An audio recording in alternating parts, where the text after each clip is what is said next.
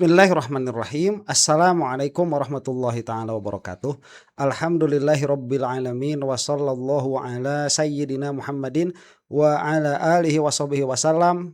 Amma ba'du. Apa kabar semuanya? Tidak terasa ya waktu itu. Sekarang udah malam Sabtu lagi. Ini malam Sabtu diambilnya. Aduh, waktu itu cepat sekali ya.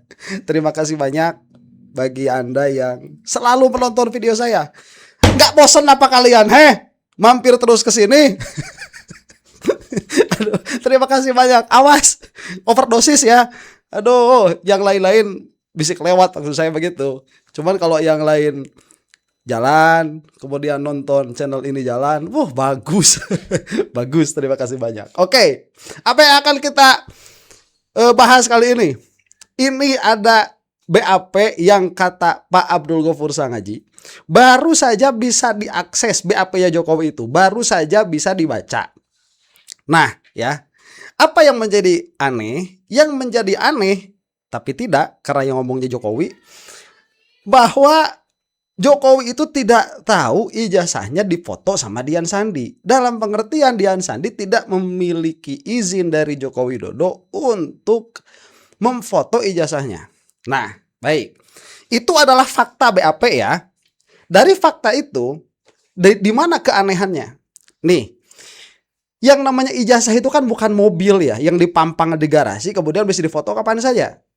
Anda yang punya ijazah pasti disimpan rapi. Itu di dalam kamar, kamarnya juga di dalam lemari, lemarinya juga di dalam laci, lacinya juga di dalam map. Ya, maksudnya bukan lacinya yang di dalam map, mapnya di dalam laci begitu. Ya, di rumah, di kamarnya ada lemari, di lemari, lemarinya ada laci, itu disimpan di laci, lacinya ada map, itu disimpan di map. Dilaminating lagi biasanya kan, udah di dalam map itu, karena itu berharga sekali. Nah, kecuali apabila bangga dengan ijazahnya ya, dipampang di dinding universitas misalkan. Nah, Jokowi kan sebaliknya, disimpan rapat sampai saat ini. Tapi tiba-tiba Dian Sandi bisa memfoto itu dan Jokowi tidak protes atas keaslian foto itu, tapi protes atas proses pengambilan foto itu, yang mana aneh kok bisa. Nah, pada akhirnya dari ketidakmungkinan itu, karena kemungkinannya Dian Sandi masuk ke kamarnya Jokowi, kemudian masuk ke rumahnya Jokowi, kemudian masuk ke kamarnya, kemudian buka lacinya, kemudian buka lemarinya, buka lemarinya, kemudian buka lacinya, kemudian cari mapnya, kemudian dibuka mapnya, kemudian disobek laminatingnya. Itu kan gak ada laminatingnya kan? Disobek laminatingnya, kemudian difoto. Itu kemungkinannya jauh sekali, mendekati mustahil itu. Nah, sehingga apabila perkara itu mendekati mustahil, kita kan cari yang lebih mungkin. Maka saya punya postulat nih. Yang lebih mungkin apa? Dian Sandi ini mempotret ijazahnya Jokowi fresh from the oven. Ya, fresh from the oven. Dia itu seger dari pabrik. Jadi kesusu itu ya? Rusuh. Apa rusuh itu? Terburu-buru. Nah, itu terburu-buru. Dian Sandi itu ini baru selesai dicetak di Pasar Pramuka. Biarin Jokowi mau laporin saya, sok. Ya, berani malah kagok we.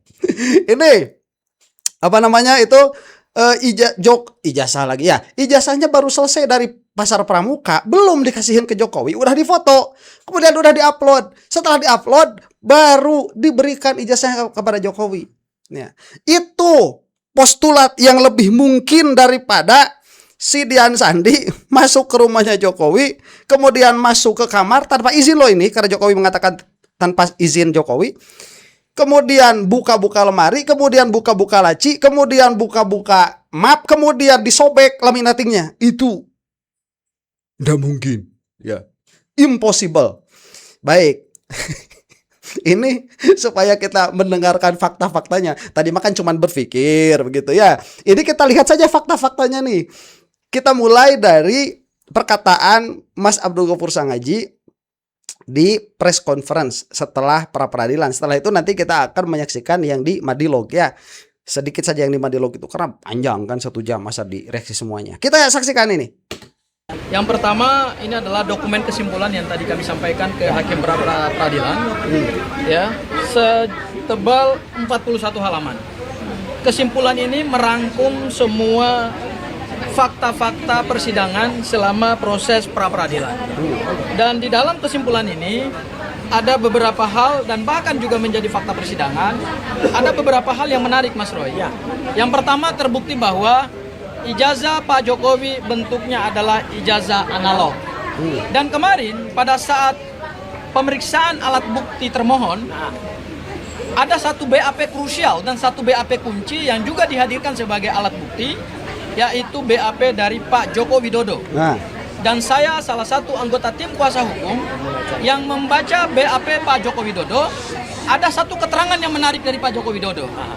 Beliau dalam berita acara pemeriksaan mengatakan bahwa beliau hanya mengakui ijazah analog. Sementara yang diunggah oleh Dian Sandi berdasarkan BAP Pak Joko Widodo yang kemarin dihadirkan sebagai bukti dari termohon, beliau katakan bahwa itu bukan ijazah saya. Hal yang kedua, itu adalah foto dari ijazah. Hal yang ketiga, beliau sebenarnya tidak memberikan izin kepada Dian Sandi untuk memoto ijazah tersebut. Dan hal yang keempat, beliau tidak mempersoalkan. Dan kenapa Dian Sandi tidak ditetapkan sebagai tersangka dalam perkara pasal 32 dan pasal 35 Undang-Undang ITE? Karena ternyata pernyataan Pak Jokowi sendiri yang mengatakan bahwa dia tidak merasa dirugikan. Nah, pasal 32 kita sebenarnya sedang membicarakan satu dokumen elektronik. Dan dokumen elektronik tersebut diunggah oleh Dian Sandi dan oleh Pak Joko Widodo sendiri dalam berita acara pemeriksaannya. Meskipun ini materi lah, tapi karena kemarin dihadirkan, ini dalam rangka juga kita ingin meng-cross check dengan penggunaan unsur pasal 32. Ternyata itu bukan dokumen elektroniknya milik Pak Joko Widodo. Kenapa terhadap pasal 32, pasal 310, 311, kenapa juga disisipkan pasal 32 dan pasal 35? Ini kan sesuatu yang tidak relevan, sesuatu yang terkesan terlalu dipaksakan, dan bukan yang terkesan lagi, sesuatu yang terlihat dipaksakan. Lo yang punya ijazah aja mengatakan dalam berita acara pemeriksaannya kemarin dihadirkan dalam fakta persidangan, itu bukan dokumen elektronik milik dia. Terus dokumen elektronik yang dikatakan bahwa diubah-ubah, dipotong-potong, itu punya siapa? Kalau itu bukan punya Pak Joko Widodo, kenapa Pak Joko Widodo melaporkan pasal 32 dan pasal 35? Inilah sesuatu bentuk penyeludupan hukum luar biasa. Itu hal yang pertama. Baik. Ya. Sebentar ya.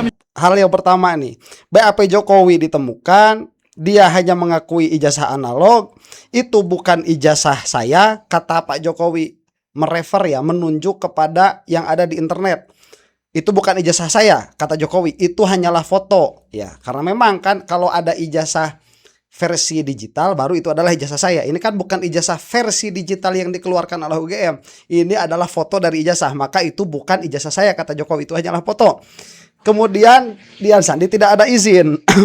Kemudian tapi Jokowi tidak mempersoalkan. Ya, karena kalau dipersoalkan takut juga nanti dibongkar sama Dian Sandi mungkin ya.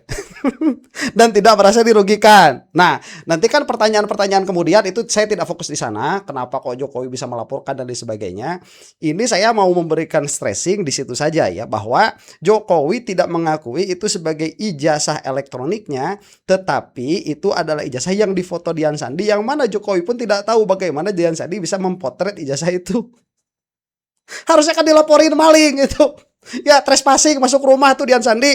Dan yang lucu ini kan katanya BAP Jokowi. BAP Jokowi sebagai apa? Sebagai saksi atau sebagai pelapor? Karena kemarin di sidangnya Dr. Dipa diketahui bahwa Jokowi itu hanya sebagai saksi, bukan pelapor.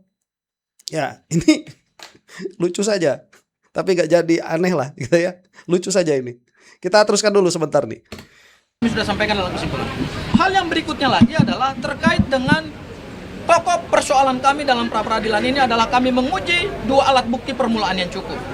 Berdasarkan kesimpulan kami yang kami gali dari fakta persidangan, ternyata penyidik Polda Metro Jaya menetapkan Mas Roy itu dalam dua peristiwa pidana. Pertama pencemaran dan fitnah, dan kedua adalah pelanggaran Undang-Undang ITE atau cyber, kejahatan cyber, 32 dan 35. Ternyata alat bukti surat dan saksi ini dicampur aduk. Saksi-saksi untuk kejahatan pencemaran nama baik dan fitnah seolah-olah dianggap juga memenuhi syarat untuk pasal 32 dan pasal 35. Dan satu lagi untuk bukti surat misalnya. Berdasarkan daftar alat bukti yang dihadirkan oleh penyidik Polda Metro Jaya dan jaksa penuntut umum selaku termohon, ternyata ada 712 alat bukti surat. Dan semua alat bukti surat itu berkenaan dengan proses politiknya Pak Jokowi dan kemudian ada yang berhubungan dengan pendidikannya Pak Jokowi. Tidak ada satupun bukti elektronik yang disita sebagai barang bukti maupun alat bukti yang berkenaan dengan penggunaan pasal 32 dan pasal 35. Terus dari mana bukti permulaan surat dokumen elektroniknya itu? Ini kan sesuatu yang gaib, sesuatu yang naif gitu. Mudah-mudahan Mas Roy, memang ini alot ya. Saya kira ini alot. Dan permohonan pra peradilan yang kami kedua ini memang sangat alot sekali. Kenapa? Karena kita bicara soal pokok perkara, ya. Meskipun bedanya sangat tipis sekali antara membicarakan pokok perkara dan kemudian membicarakan aspek formil. Tapi kami sungguh yakin mudah-mudahan hakim dengan kecerdasannya, karena asasnya adalah ius curiae novit, yaitu kita serahkan pada hakim karena hakim tahu hukum. Mudah-mudahan hakim jeli untuk kemudian memilah mana pembuktian material dan kemudian mana pembuktian formil. Karena berdasarkan ahli yang kemarin dihadirkan oleh Polda Metro Jaya, ahli justru tidak mampu menguraikan apa yang disebut dengan bukti surat atau alat surat dokumen elektronik dalam konteks pengenaan pasal 32 dan pasal 35 Undang-Undang ITE. Dan kemarin juga tidak ada satupun saksi yang juga dihadirkan oleh Polda Metro Jaya. Mudah-mudahan ini adalah celah di mana permohonan pra peradilan kami bisa dikabulkan sebagaimana pra peradilan kami yang pertama. Dan Mas Roy, tidak mendahului Bang Refli juga, saya ingin men-spill dikit aja bahwa kemarin kami juga sudah mendaftarkan permohonan pra peradilan yang ketiga, sudah keluar nomor registrasi perkaranya, sudah ditunjuk hakim tunggal pra peradilannya, sudah keluar juga jadwal persidangan pra peradilan ketiga.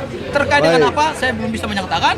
Mungkin nanti secara resmi akan disampaikan oleh Bang Refli Harun pada saatnya nanti waktu yang tepat. Tapi intinya kami juga sudah memohonkan permohonan pra peradilan yang ketiga dan ini tidak nebis in idem. Baik, mungkin. Ya, saya kira itu cukup ya. Baik. Jelas kan?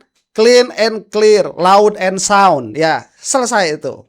Sekarang kita masuk ke Madilog nih. Ini lebih lebih lengkap lagi mengenai BAP, karena yang dibicarakan memang mengenai BAP. Hanya saja kita tidak bisa mereaksi semuanya. Sayang sekali, padahal ini bagus sekali ya pembicaraannya. Silahkan datang ke Madilog. Nih kita akan saksikan dulu nih perkataannya Mas Abdul Ghafur Sangaji.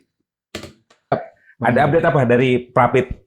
Kalau hari ini kami sudah hampir menyelesaikan pra peradilan yang kedua. Pembuktian dari kami juga sudah selesai. Pemeriksaan 4 saksi, 1 ahli. Kemudian hari ini porsinya adalah Polda Metro Jaya menghadirkan 1 ahli dan sejumlah daftar alat bukti. Ya. Dan besok kami tinggal menyampaikan kesimpulan tanpa perlu dibacakan. Hari Senin itu sudah putusan pra peradilan. Putusan ya. Ya. Oke, kami dengar ada yang baru nih yang Bang Sangaji dapatkan dalam sidang Prapit di PN Selatan.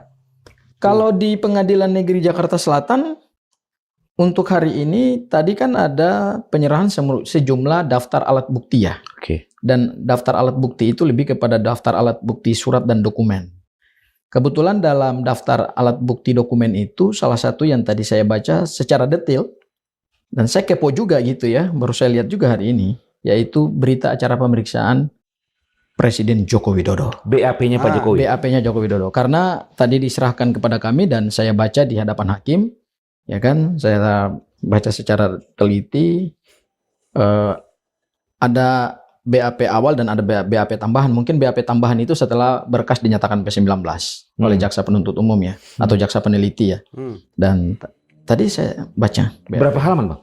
BAP Pak Jokowi? Ya lumayan tebal sih, ada mungkin ratusan halaman lah. Oke, substansi apa yang Bang Sangaji dapatkan dari BAP Pak Jokowi? Di BAP Pak Jokowi itu sebetulnya Pak Jokowi lebih menekankan kepada cerita beliau terkait perbuatannya Mas Roy, meneliti ijazah beliau, ya, dari forum televisi ke forum televisi, kemudian dari forum-forum podcast, kemudian juga aktivitas Bu Tifa dalam menganalisis ijazah Pak Jokowi, Kemudian juga aktivitas Rismon Hasyolan Sianipar dalam meneliti ijazah Pak Jokowi juga, yang disebut itu adalah perbuatan-perbuatan fitnah dan pencemaran nama baik.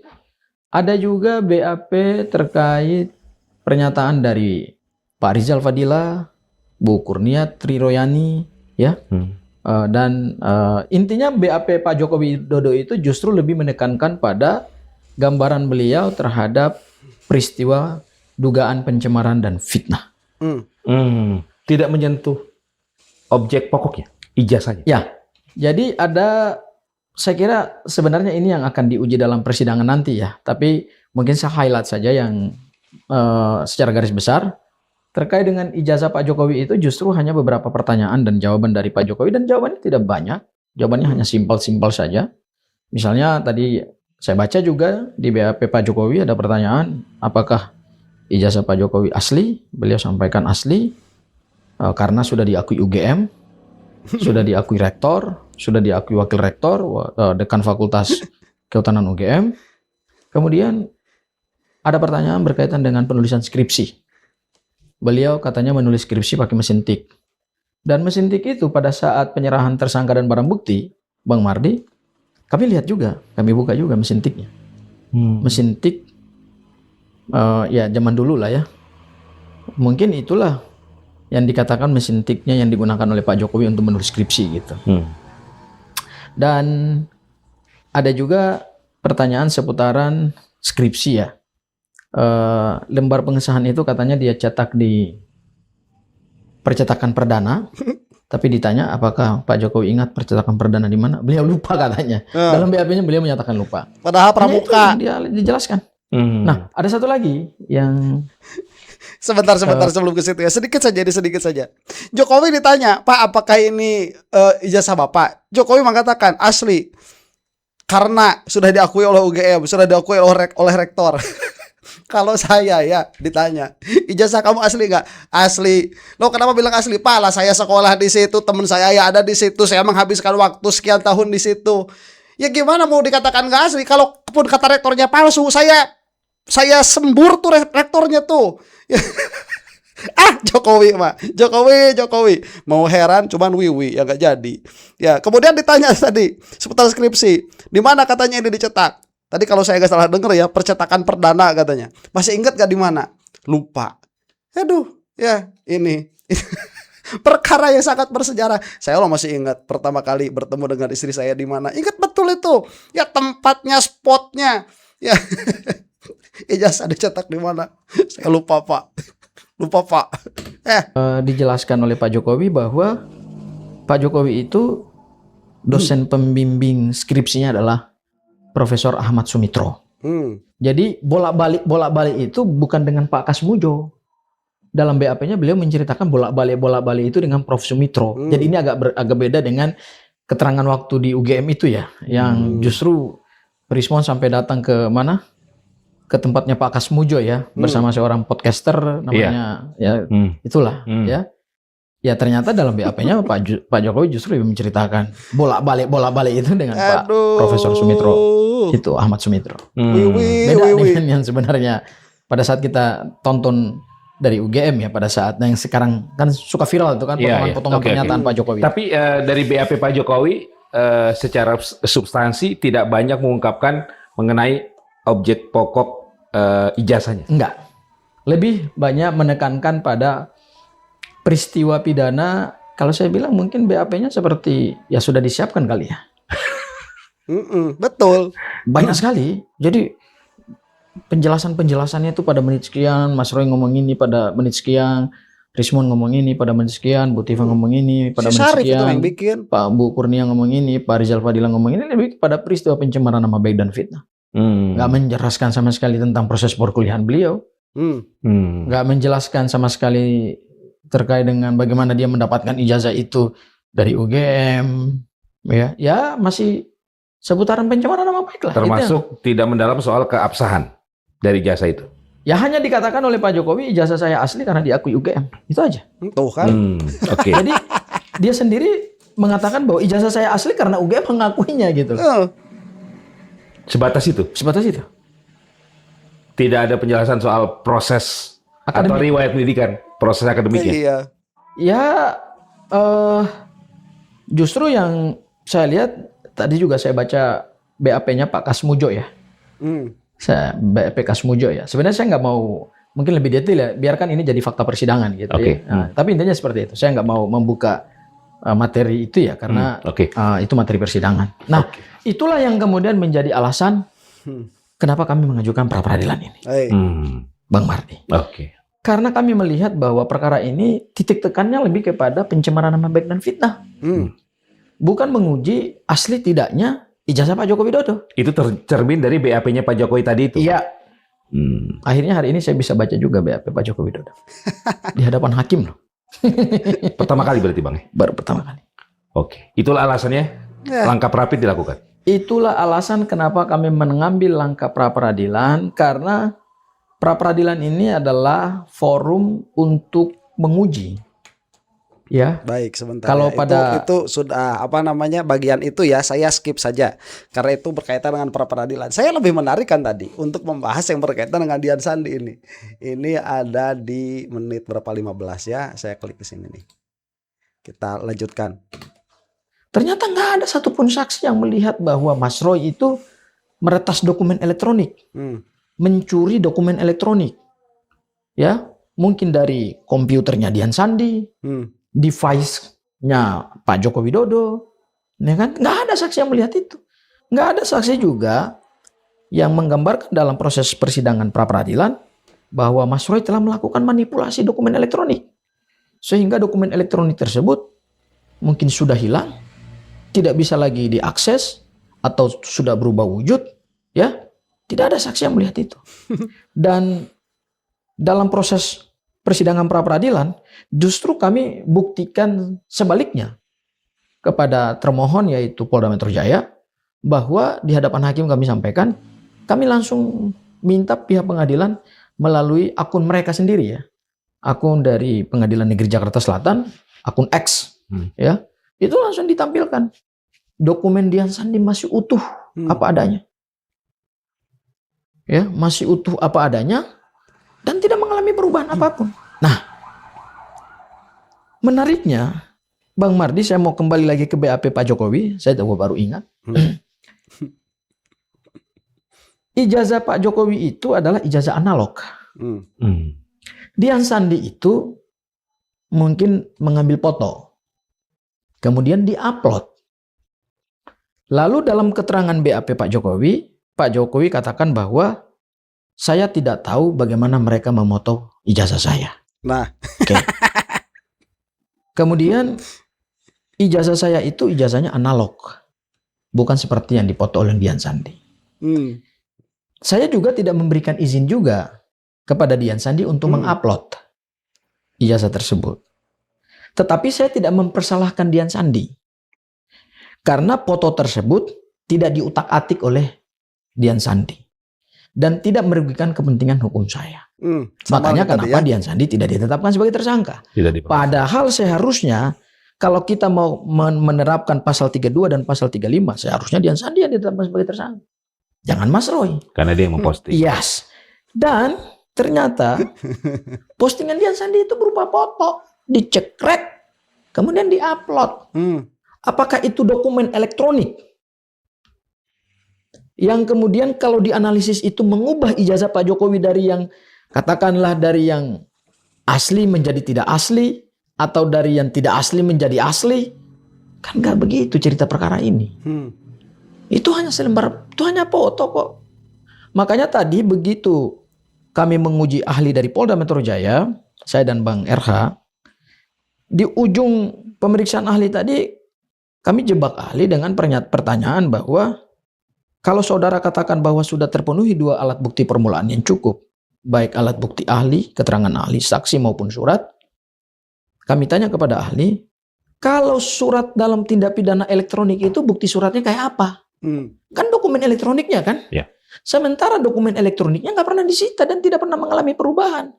Bagaimana saudara ahli mau katakan bahwa telah terpenuhi 2 alat bukti permulaan yang cukup dalam tindak pidana cyber? Sementara ijazah Pak Jokowi yang dipoto dan kemudian ditampilkan Dian Sandi nggak mengalami perubahan apapun. Disitulah dia katakan bahwa, oh jangan tanya saya, tanya ahli cyber aja. Kan berarti menunjukkan bahwa alat bukti surat dalam konteks tindak pidana cyber ya tidak terpenuhi. Dan kalau ini tidak terpenuhi, berarti penetapan tersangka menggunakan pasal 32 Undang-Undang ITE tidak confirm itu adalah pasal penyeludupan. Ya, itulah yang dimaksud, yang dipermasalahkan formil ya, bukan material. Nah, si ahli dari Riau itu, ya maaf bahwa Riau, Universitas Riau ya, biar nggak marah yang orang Riau. Universitas Riau, nggak ngerti. Tidak terpenuhi. Tidak terpenuhi. Kalau kemudian ini pasal penyeludupan, apa iya kita mau membiarkan penegakan hukum terhadap para ahli misalnya, para kaum intelektual, para akademisi misalnya yang hanya menganalisis satu, sebenarnya itu bukan dokumen elektronik, tapi itu foto. Ya, karena berdasarkan keterangan ahli yang kami hadirkan kemarin, kalau disebut dengan digital, itu kan pasti lawannya analog. Loh, analognya kan ijazah Pak Jokowi kan bukan ijazah digital. Misalnya sertifikat digital, kemudian dibobol, kemudian berubah datanya. Itu baru yang namanya pengerusakan dokumen elektronik. Tapi kan ijazah Pak Jokowi tetap ada di Pak Jokowi, hanya fotonya aja yang kata mereka adalah dioprek-oprek. Dianalisa, oh ternyata menurut Bu Tifa, oh bibirnya ini bukan bibir Pak Jokowi. Kenapa? Karena terlalu tebal. Oh mukanya ini bukan muka Pak Jokowi. Karena struktur mukanya tidak sama seperti yang aslinya. Oh ini giginya bukan giginya Pak Jokowi. Apakah hanya dengan menganalisa seperti itu, yang kata mereka mengoprek-oprek itu adalah tindak pidana cyber? 12 tahun. Loh kacau kalau begini, ancaman pidananya 8 tahun loh. Padahal esensi dari pasal 32-35 itu adalah untuk melindungi data pribadi orang yang berkaitan dengan data elektronik. Baik, yang dari awal itu sudah dokumen elektronik ya. Jadi kalau saya istilahkan itu citra digital. Citra digital di-upload. Nah, itu kan ada terms and condition tuh di X misalkan, di Facebook misalkan. Itu kan ada terms and condition tuh. Ya kita akses, setelah diakses kemudian kita berkomentar lah katakan ya. Kalaupun tidak penelitian, kita katakan kita berkomentar. Ya apa masalahnya? Ya, dan lebih aneh lagi kalau dimasukkan undang-undang ITE. Jadi kesimpulannya nih ya, dari tadi yang disebutkan. Ada BAP kejutan nanti, BAP Kasbujo, spoiler. Ternyata Pak Kasbujo ada BAP-nya. Kita penasaran apa isinya. Dan di dalam BAP-nya Jokowi ternyata yang diakukan sebagai dosen pembimbing skripsi adalah Pak Sumitro. Ya, yang salah tulis namanya juga kan, bukan SOE tapi SU, pakai U baru, itu bukan ulama. Pakai SU bukan SOE. Itu yang diakukan ya, karena Pak Sumitronya sudah tidak ada. Ya, diakukanlah yang udah nggak ada tuh jadi dosen pembimbing. Padahal kan udah jelas di hadapan kita nih, ditonton jutaan kali itu mengenai Jokowi, bolak-balik ya, bolak-balik galak. Galak sekali. Jahat kamu Rangga. Jahat. Aduh, ini kita lagi nonton presiden macam apa? Indonesia ini kok begini amat ya. Oi. Orang-orang, ayolah ya. Sadar, waras. Demikian ya. Ini sudah dihasilkan, dan apa-apa yang tadi saya ucapkan betul bahwa Jokowi tidak mengakui itu adalah atas izin Jokowi ya. Dari situ lebih make sense apabila si ijazahnya ini dia baru difoto oleh Dian Sandi fresh dari pabrik. Demikian, mudah-mudahan kita semua ada dalam maghfirah Allah Subhanahu wa taala, termul, mudah-mudahan cepat binasa. Untuk ada yang bukan termul, wallahu taala a'lam bissawab. Assalamualaikum warahmatullahi taala wabarakatuh.